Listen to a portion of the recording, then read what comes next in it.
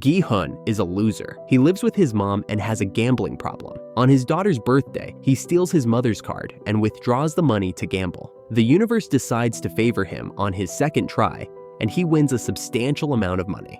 Elated, he calls his daughter Ga-young and draws out that she's in for a treat after school. While he's on the call, he spots goons and makes a run for it. He bumps into a woman briefly on his frenzy escape, and what should have been a harmless accident turns detrimental when he later realizes the young woman stole his money. Pushed to a corner, he has no way of paying his debts. He gets a good beating and is forced to sign off some of his body parts if he still fails to pay in an allocated amount of time. When he finally meets up with Ga-young, he's a mess, covered in bruises. She tries to be a supportive daughter, and he promises that the coming year will be better. Ga-young has something to say, but decides to wave it off. Jung eventually returns Ga-young to her mom, and she nags him about the several ways he's been irresponsible. Gi-hun misses the train back, the perfect opportunity to be approached by a salesman. The salesman gets his attention the moment he opens his briefcase and reveals bundles of money. Gi-hun can have 100,000 won for every game of dakji he wins. Gi-hun agrees to play, and his gambling nature kicks in. He loses several rounds of dakji, but shows relentlessness until he finally wins. Just as promised, he's handed his price. The salesman enlightens him about a place where he can play similar games and make more money. Gi-hun calls bluff, but the salesman has his attention again when he starts revealing personal information about Gi-hun. He hands Gi-hun a business card before he leaves. In a good mood, Gi-hun visits the market where Sang-woo's mother sells. While he's purchasing some ingredients, their conversation touches lightly on Sang-woo. He's a successful businessman currently at the United States. Back at home, Gi-hun's mom reveals that Ga-young will have to move to the US the following year because her stepdad got a job there. Ga-young's grandmother pushes for Gi-hun to do something so Ga-young can stay. Conflicted, he calls the number on the business card and gets picked up by a van. He notices other passengers but gets knocked out by sleeping gas before he can ask too many questions. Gi-hun and 455 other participants wake up in a warehouse. They're dressed in the same suits and have number tags attached to their chest. Gi-hun is number 456, the last participant to have been brought in. A fight breaks out between a woman and a man that know themselves.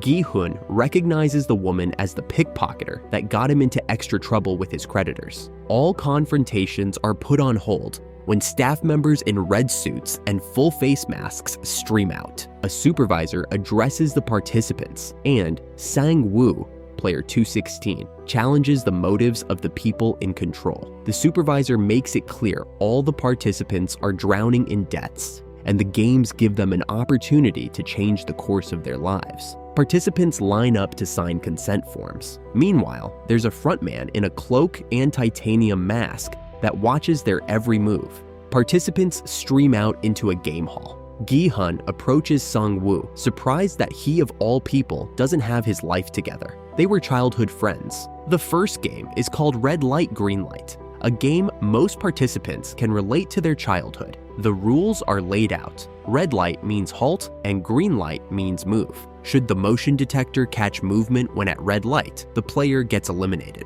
324 gets eliminated, then participant 250, before other participants realize elimination means death. Fear kicks in and gets a good number of participants eliminated. What's left eventually resolve to survive. Towards the finish line, Gi-hun almost gets eliminated when he trips on a corpse. His saving grace is number 199 that grabs and holds him in place so he doesn't get picked out by the motion detector.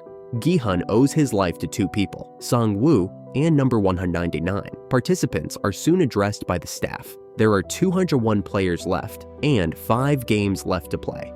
The players start to plead to be set free before they switch to rebellion. Sang-woo reminds the staff that Clause 3 of their consent form is a loophole. If all players agree to stop the games stop. The prize money, should the games continue, is 45.6 billion won. Each eliminated player is worth 10 million won, and the money will be sent out to their loved ones should the games end. Players are then asked to cast their votes, stay or leave.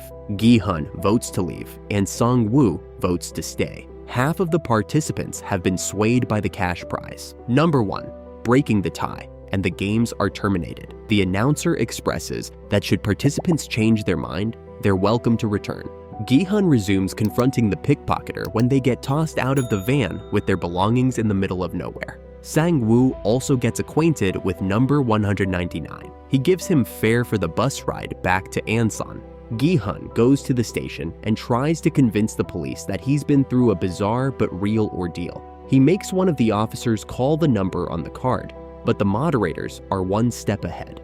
In his frustration, he forgets the card, and Jun-ho takes note of the commotion and of the card. Sang-woo opens up to Gi-hun that he's in way more debt than they know, and he used his mother's property as collateral. The oblivious woman doesn't know her son is in a hot mess and still believes he's a successful businessman. Gi-hun faces greater challenges of his own. His mother is diabetic, and the situation makes him break down because they can't afford to get her treated. He swears to get the money they need. Meanwhile, Detective Jun-ho is trying to track down someone. He follows the leads to an apartment and finds the Squid Game business card. He goes back to the station, wanting details on Gi-hun. Se-byuk, the pickpocketer, is a big sister to a young boy that has to stay in a foster home. She promises that things will be different soon, and their whole family will be reunited. Ali, player 199, has a heated argument with his boss at work and takes an envelope of cash, believing it's rightfully his since he's been unpaid for several months. As for Se-byuk, she needs more money if she's going to reunite her family. There's also Yeong-su. He tells a gang member about the games with plans to go back in and rob the moderators. The gang member, however, has other plans. He's sold Yeong-su out to his enemies, and Yeong-su has to escape. The police have issued a warrant for Sang-woo's arrest, and they sort out his mother about his whereabouts.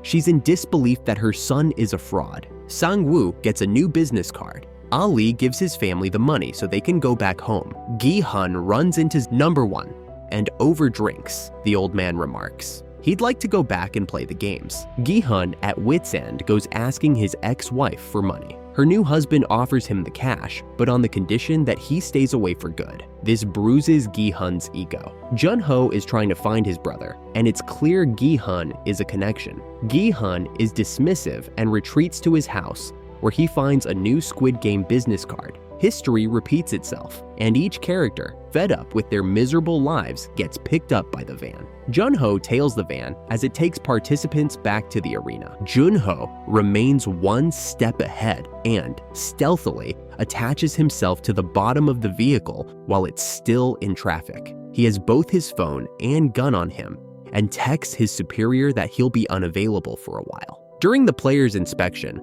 Jun-ho successfully overpowers a laborer and switches identities. He throws the corpse into the sea and adopts his new rule as a laborer. None of the other staff members are the wiser. Staff members strip the participants of their belongings, and one of them finds a pocket knife on Se-byuk, confiscating it by slipping it into their own pocket. Unlike the others, Se-byuk stayed conscious by holding her breath to avoid the gas, pretending to be unconscious. She then quietly steals the knife back. Participants start to form teams among themselves. Number 1. Sang-woo, Ali, and Gi-hun form one team, while Yeong-su tries and fails to convince Se-byuk to join his team. Out of 201 players, 187 returned. The frontman wants staff members to keep a keen eye on the ones that didn't return. Jun-ho's assigned room is 29. It's sterile and robotic, void of any personal touches. There's a CCTV camera installed. Everyone, both participants and staff members, are being watched. 212 gets a guard to let her use the bathroom past curfew. Se-byuk tags along. The two connive to use the bathroom space to find some sort of leverage. Se-byuk weaves her way through the ceiling, trying to survey while 212 stalls on her behalf.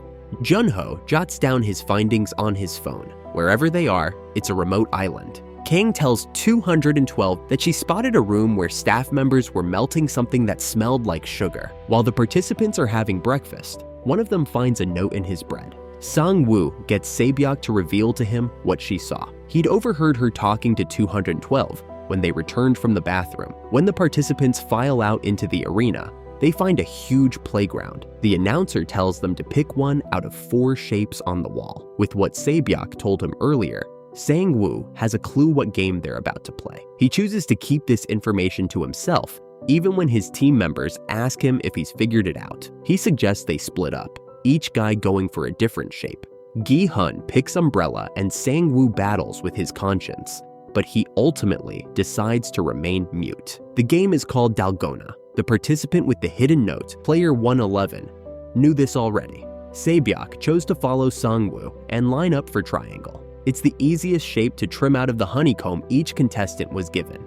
Gi-hun realizes he's picked the hardest shape and his death sentence. Player 212 contraband cigarettes and lighter come in handy, helping her trim out her star. One of the supervisors confronts staff number 29, Jun-ho, about his duties. He should be on cleaning duty, not in the game hall standing around. He's messed up and the spotlight will be on him after Dalona is concluded. Gi-hun is all nerves, breaking out in sweat. A bead hits his honeycomb and it gives him an idea. Liquid makes the honeycomb melt, so he can make the honeycomb thinner from the back by licking it. Some other participants see him and follow suit. 212 passes and secretly tosses the lighter in Deok-su's direction to use. Gi-hun makes it at the nick of time. With the timer down to 0, it's time to inspect who's left. An umbrella guy, seeing he's failed, goes rogue and takes a staff member hostage. He gets the staff member to reveal his identity and shoots himself right after seeing it's just an emotionless youth behind the mask. The front man eliminates the staff afterwards, reminding all other staff members of the rules. Participants cannot see their faces. It's, however, the perfect opportunity for Jun-ho to switch identities again. The deceased staff member was a supervisor. A brief scene shows a supervisor deleting footage of a guard and player 111 sneaking around. Gi-hun has figured out Sang-woo's selfish act, but decides to play dumb. The announcer states 79 players were eliminated in the second round, and the prize money has accumulated to 34.8 million won. Meal after the last game is pathetic, an egg with a soft drink. Deok-su and his teammates decide to get seconds. Seems the idea came from player 212 because they're best buddies now, and she's weaved herself into his circle. A woman snitches on Deok-su and Ko, making player 271 confront Deok-su for shorting his share. Things get physical, and Deok-su beats 271 till he's no longer breathing. Gi-hun expects some sort of humanity, but it's just another player eliminated and more money to be won. Meanwhile, player 111, Byung-kin, is in cohort of some sort with some staff members, using his medicine skills to dismember body parts of deceased participants. As much as he's needed, the staff members can't play favorites. The shortage of food was on purpose. The aim is to instigate a fight and weed out weaklings from the game. Byung-kin uses his leverage to join Deok-su's team, while Gi-hun asks Se-byuk to join his. During Lights Out, the anticipated fight breaks out. Deok-su takes his revenge on the woman that snitched on him. It's chaos from there. Participants become animals. Gi-hun saves Se-byuk from getting hurt by Deok-su. The madness continues until the front man decides it's time for the staff members to intervene. Gi-hun's team members learn each other's names, while Team Deok-su plans to be the last team standing so they can overthrow the moderators and take the cash prize. During an intimate moment with 212 in the restroom, Deok-su reveals his name, and 212 mandates Deok-su can't betray her, because there'll be consequences. It's another lights out for the staff members, and Jun-ho takes more notes. He can hear coughing from the room next to his, the second night in a row. For the next game, players are to form a team of 10 under 10 minutes. Deok-su leaves 212, aka Minyo, out of his team, and she's not happy about it. Minyo joins Gi-hun's team for the third game, Tug of War, which disappoints Sang-woo due to their team's perceived lack of strength, having 3 women and an elderly man. Teams are randomly selected to play. Deok-su's team easily defeats their opponents, who fall to their death after a lever cuts the rope. One of the laborers uses an eliminated player's blood to mark out his box. The player happens to still be alive, gasping for air, but he's placed in the box. Gi-hun's team faces an all-male team. 1 suggests using strategy over strength, which works initially. However, when the opposing team starts to overpower them, Sang-woo devises a risky plan to move towards the edge of their tower, which the team follows in desperation. After much resilience, cooperation, and sheer luck, victory goes to Team Gi-hun. Deok-su is surprised to see Gi-hun's team made it. Minyo throws a smile his way, reminding him she's out for blood. There are rogue staff members on cleanup duty. All corpses are put in boxes, then incinerated, but some staff members are stealing corpses to dissect. Team Gi-hun wants to plan for another possible fight outbreak after Lights Out. Sang-woo figures Team 1 must have had a heads up about what game they would play. That's why they were adamant on building an all-men's team. Gi-hun convinces his members to build a barricade before the lights go out. Deok-su goes to tease them, and Gi-hun points out he needs to be more worried about his own teammates because they aren't people he can trust. Meanwhile, the doctor is MIA, back on his secret mission with rogue staff members. Sang-woo and Ali take the first watch as extra precautionary measures while the other teammates sleep.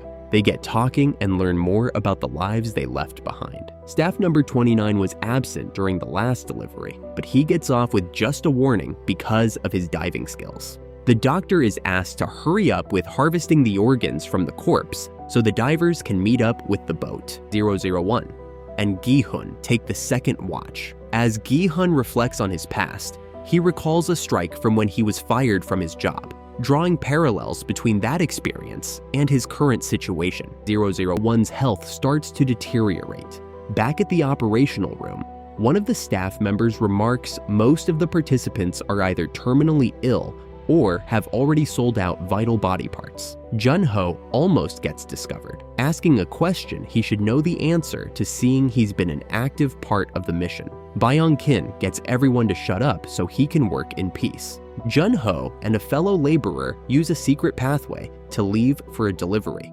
Jun-ho learns that the pathway was designed for VIPs to make an escape. It's designed with bombs and a ladder. Meanwhile, Byung-kin becomes furious when he learns the guards don't know which game is next. He instigates a fight, kills one of the two guards, and escapes.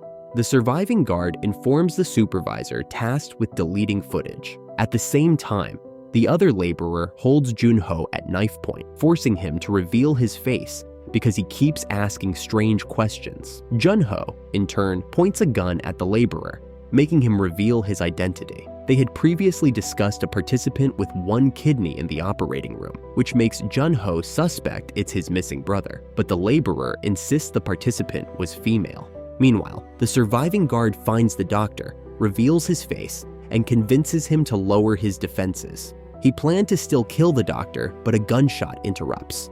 The front man is up to speed, and while he's not upset that they've been organ trafficking, he's upset that they've given a player leverage, ruining the agenda of the game to treat each player equally. The doctor is eliminated. Jun-ho kills the other laborer after gathering crucial information. He forces his way into the boss's room, preparing for a confrontation. Meanwhile, the front man orders a search for the missing staff member, declaring a state of emergency. As the search intensifies, Jun-ho sneaks into the storeroom containing shelves of archived participant lists. After searching, he discovers that his brother's name is not on the current list. He, however, finds In-ho's name among the list of winners, corresponding his findings with the list from 2015. Staff members inspect players and search the warehouse for number 29, all to no avail. The frontman decides they should proceed with the next games. On their way to the next game hall, the organ traffickers have been hung up for display, so the participants know that corruption has been weeded out and the games will be fair moving forward.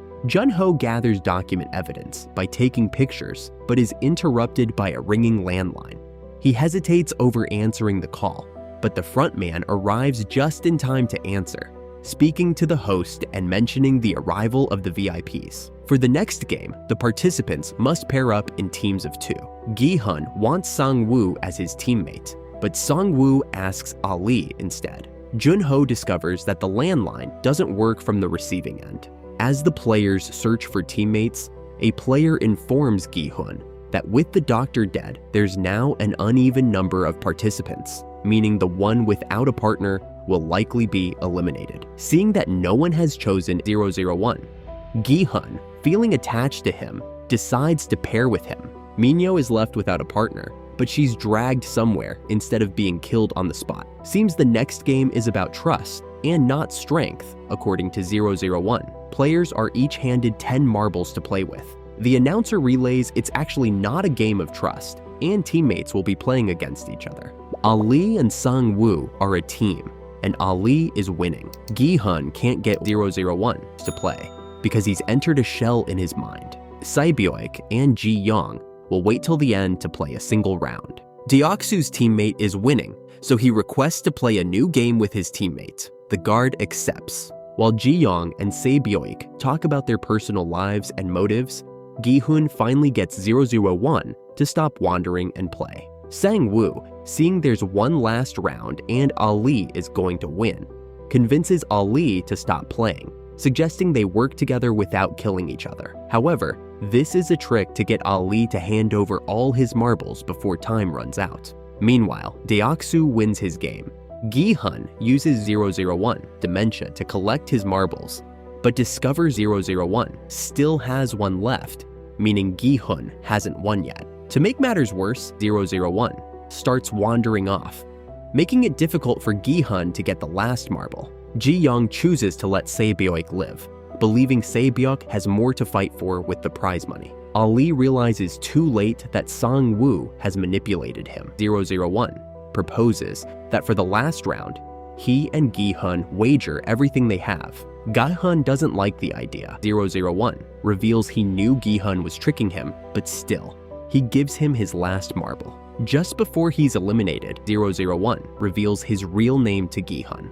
Time is running out. The VIPs are on their way, and the intruder hasn't been found. Minyo is still alive and annoying. When the frontman takes another phone call, he realizes the receiver was placed the wrong way. This makes him aware the intruder is hiding within his chambers. He'd fished out the bullet Jun-ho used on the laborer and knows they have a police in their midst. While he's trying to lure the intruder out, he gets a call that a body washed out to the coast. The participants are in a solemn mood after the last game. Player 69 tries to convince them to stop playing, but Sang-woo overrides they've already gone too far to go back empty-handed. The corpse on the coast had a police ID on him, and the frontman decides the body should be incinerated. The VIPs arrive, but the host won't be attending to them for personal reasons. Jun-ho is still within the chambers, hiding. The VIPs came to experience the games in person and even place bets on who they think will win. On the other hand, Jun-ho switches identities again. He holds a server hostage and dons their uniform. Players only realize they've lost someone when staff members come in with a box. Player 69, overridden guilt for having to kill his wife during the last game, hung himself in the dead of the night. Jun-ho records conversations in the VIP lounge while players are introduced to the 5th game. The numbers they are to choose from are the order in which they'll be playing the still unknown game. Gi-hun is left with option 1 and 16, and has to forfeit number 1 when player 96 asks for it for sentimental reasons. The next game is called Glass Stepping Stones. Step on the wrong glass and you die. 16 minutes is allocated to the game. The first 2 players get eliminated while back at the lounge. One of the VIPs has taken an interest in Jun-ho, stating he has pretty eyes. Each player's wrong move eliminates a wrong tile of glass, bringing them closer to the finish line. With all the players before Deok-su eliminated, he decides anyone else will gamble the tiles, not him. It's an issue because he's holding up the line and time is ticking. Jun-ho gives in to the VIP guy's attraction, and they get up to go somewhere secluded. 5 minutes to go.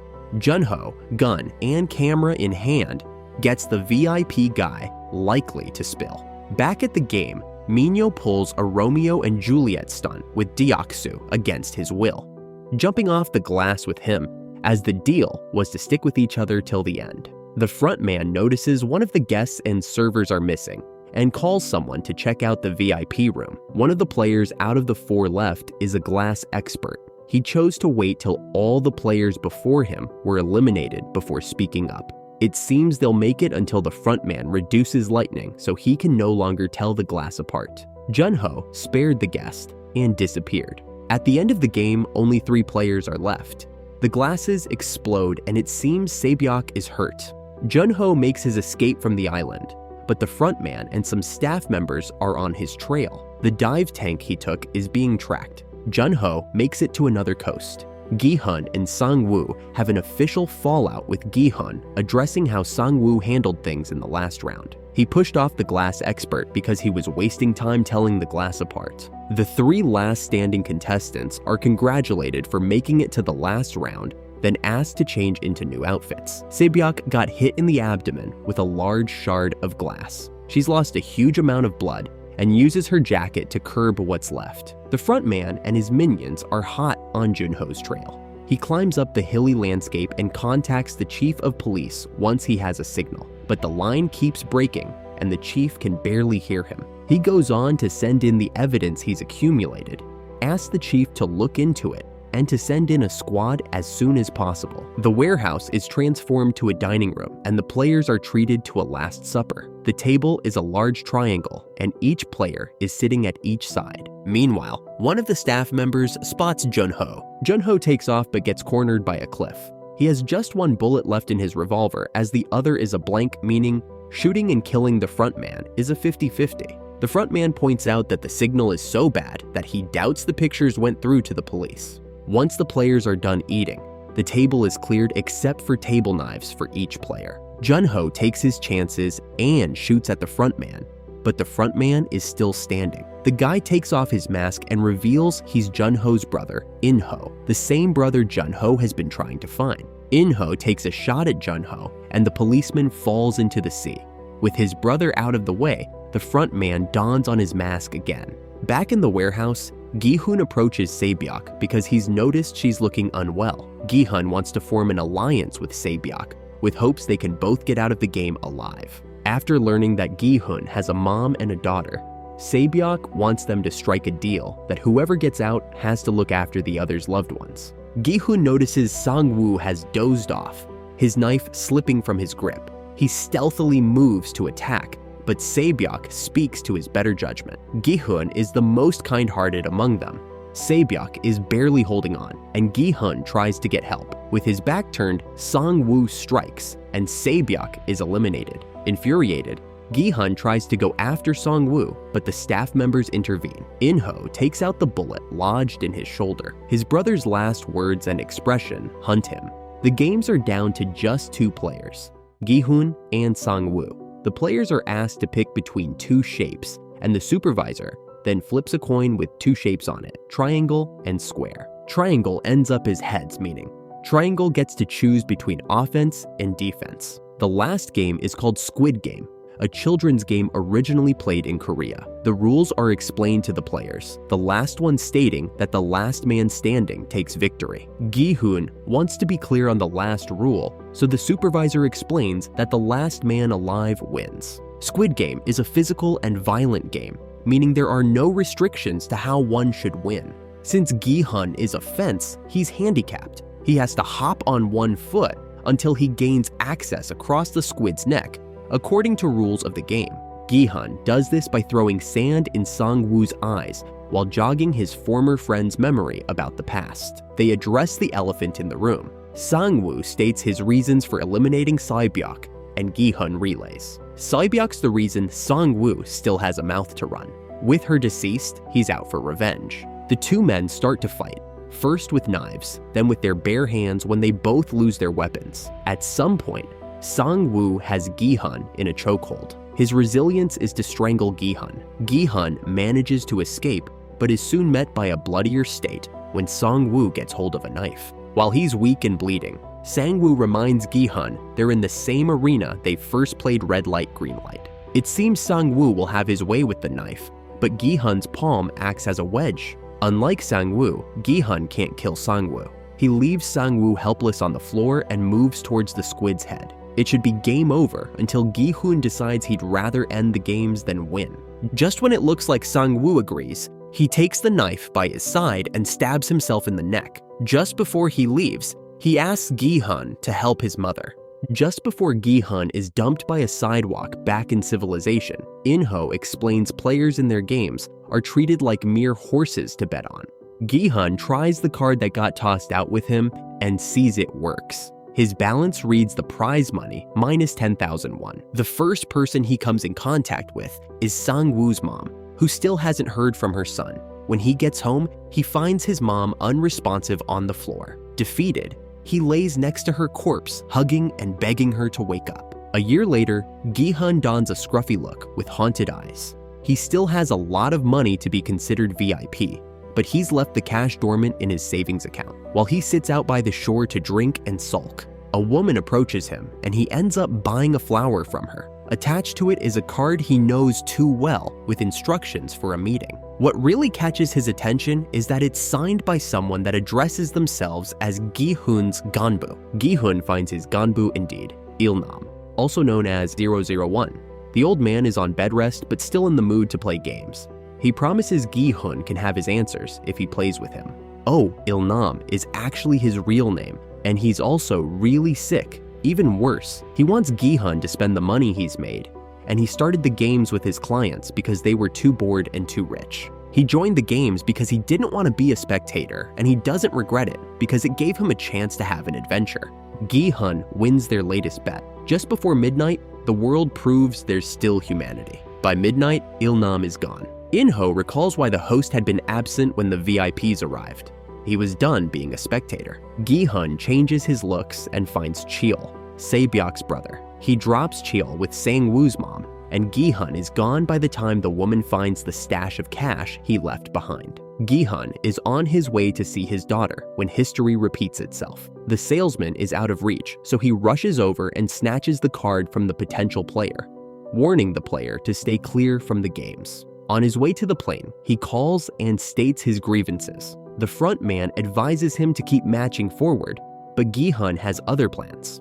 And with that, the movie ends. We hope you enjoyed the video. Watch the next recaps on the screen, and don't forget to subscribe for more amazing recaps. See you in the next one.